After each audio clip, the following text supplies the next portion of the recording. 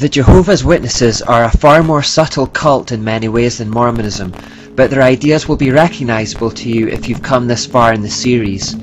The Jehovah's Witnesses were founded by a man called Charles Taze Russell in the late 19th century, and the first thing to say about him is that he believed that lying was a good thing if the end justified the means. This has been a recurring theme throughout the series that we've seen in relation to Plato, Islam and the Illuminated Masons in particular. Their own publication, The Watchtower magazine, stated on May 15, 1960 that the scriptures justify the war strategy of hiding true facts from the enemy. The following month, on June the 1st, 1960, it repeated the idea, saying, "As a soldier of Christ, he is in theocratic warfare and he must exercise caution when dealing with God's foes. Thus the scriptures show that for the purposes of protecting the interests of God's cause, it is proper to hide the truth from God's enemies." Because Jehovah's Witnesses don't believe anyone outside of their cult has true salvation, that means that Christians are included along with the enemies of God in their eyes. That means they believe it is acceptable to lie to us if the end justifies the means. This instantly removes any weight we may have otherwise given to their words, and we have to instead look at their actions, ideas and symbols for the truth. Charles Taze Russell was a member of a congregational church as a youth, but in his teens he lost faith and, hungrily, he began investigating the heathen religions in search of the truth on God's purpose and man's destiny. He picked up many occult ideas and intermingled them with his own faith, and also gained a number of Masonic friends. Although there is much debate about how involved he was with Freemasonry and whether he was a Mason himself, what is clear is that he exalted Masonic beliefs and used occult images in his own publications.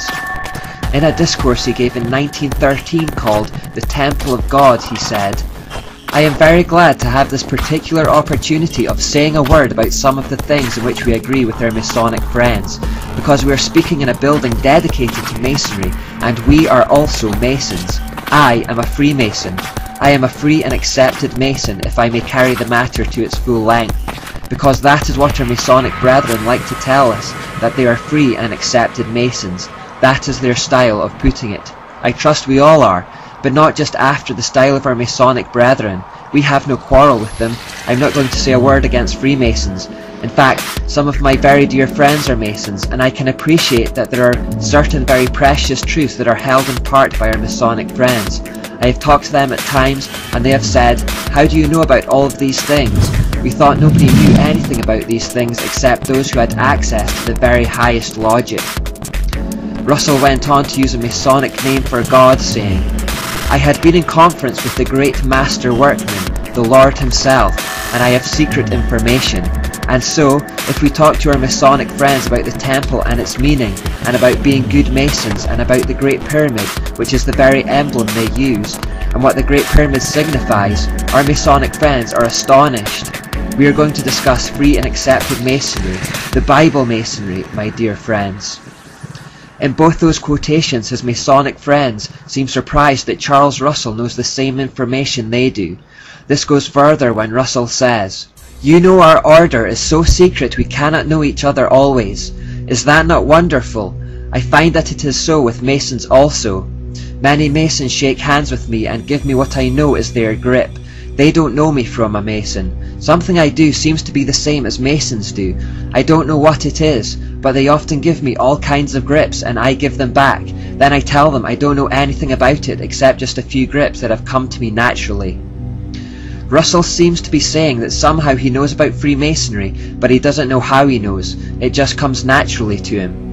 But he then goes on to say that he in fact knows more about occult things than Freemasons themselves do. Do our Masonic friends understand something about the temple and being Knights Templar and so on?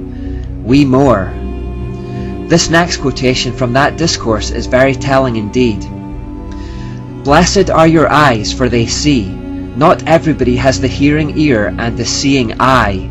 It is only those who have come into this divine Masonry that have the spiritual insight and the spiritual guidance, and may know the things that are freely given to us.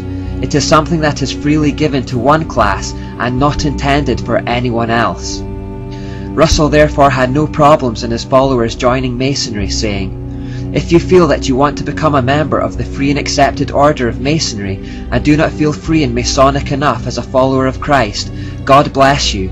Use your own judgment. That is yours to decide, not mine. Finally, he said, so you and I as under-Masons are waiting for the return of the Master Mason. Therefore, we are unsurprised when we find this winged sun disk symbol which was prevalent on early Watchtower publications. Here we also see it on their Kingdom Hall in Queens, New York. I'm led to believe that this too has recently been taken down as it was starting to cause too much controversy. Early issues of the Watchtower had this front cover, which has a bit of sun symbolism, although nothing especially incriminating. The Watchtower with the illuminating light coming from the top also hints at the old Babylonian tower theme, but it's presented as a kind of lighthouse rather than a ziggurat. This seems to me to be the subtlety of the Jehovah's Witnesses. It's like Russell was constantly hinting at occult ideas and dancing around them, but disguising them or distancing himself just enough for them to avoid incrimination. Further research will tell you that the other symbols here, particularly the cross and crown, may have deeper meanings, but because they're not connected to anything I've covered so far, I'll bypass them and leave you to do your own investigation there. The whole Jehovah's Witnesses organisation are controlled by a governing body of 10 to 15 mature men, who they believe receive direct guidance from the spiritual realm. The governing body then instructs the followers through the pages of the Watchtower publications, and these decrees are enforced by elders within local assemblies. We're basically talking about a power hierarchy here, where those at the top claim spiritual authority to enforce their temporal authority. Jehovah's Witnesses are taught that Scripture alone is insufficient to understand the things of God, and that they need the teachings of the governing body as passed down through the Watchtower to properly understand the Bible. They say, Jehovah God has also provided his visible organization, his faithful and discreet slave, made up of spirit-anointed ones. Unless we are in touch with this channel of communication that God is using, we will not progress along the road to life, no matter how much Bible reading we do. They teach that people are not to think for themselves, but are to rely upon this hierarchy for true knowledge, saying, but a spirit of independent thinking does not prevail in God's organization, and we have sound reasons for confidence in the men taking the lead among us. There are similarities here to the Catholic Church and all the pagan hierarchies, in that they try to keep control by teaching their followers to develop a dependency on the hierarchy for truth, and not to think for themselves. Also, like Catholicism, they strengthen that control by saying that if anyone goes against their teaching, they will be removed from the fellowship and therefore will lose their salvation.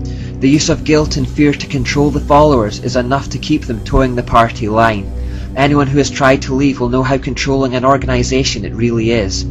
Jehovah's Witnesses are also expected to spy on one another and report any misdemeanors to the elders.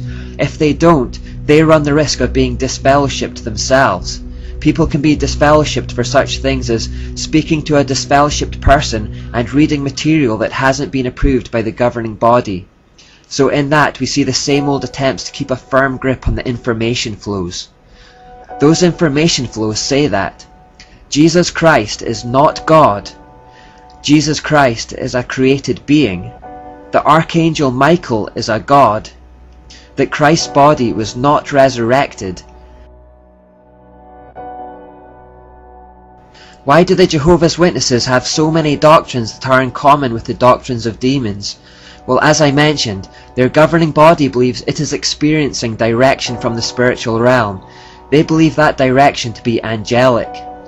Vindication Volume 3 says, the heavenly messengers are angels of the Lord, now used by the Lord in behalf of the remnant. These angels are invisible to human eyes and are there to carry out the orders of the Lord. No doubt they first hear the instruction which the Lord issues to his remnant, and then these invisible messengers pass such instruction on to the remnant.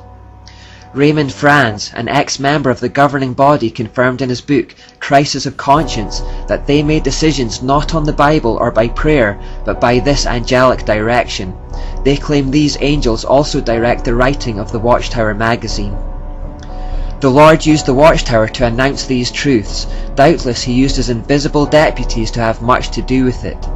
On top of this, they practiced necromancy, communication with the dead, as they claimed that Charles Russell continued to contact them after death to guide the organisation.